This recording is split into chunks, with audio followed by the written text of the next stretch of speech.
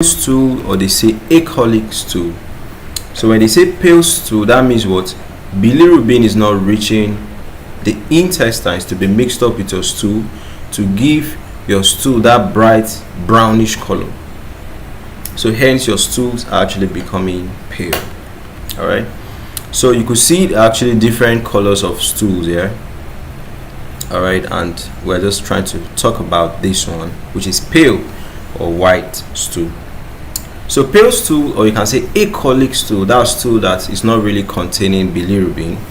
We said that there are stools that lack their normal brown color. They appear whitish, clay colored, or even light. So this usually happens when bile pigments are absent from the intestine. So bilirubin is not reaching the intestines. Okay, so so what's the normal physiology? Bilirubin is supposed to be conjugated in the liver, excreted in bile, converted to the intestine. Some of it to be converted to stecobilin, which will now mix up its stool to give it the brownish color.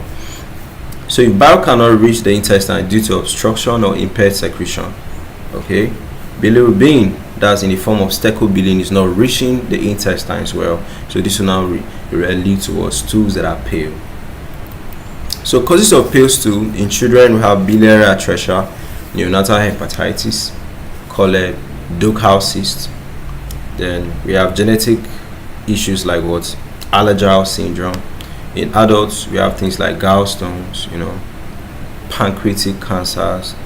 We have the cholangiocarcinoma. We have the primary sclerosing cholangitis. Also have the drug-induced cholestasis. Okay, so clinical significance is if it is absent, if you see pale stool, you know that what? There's a red flag for the various causes we called, but in summary, there's a red flag that there's an obstruction somewhere. So hence, bile is not able to reach the intestine. So if you have pale stool, mostly you see the people having what?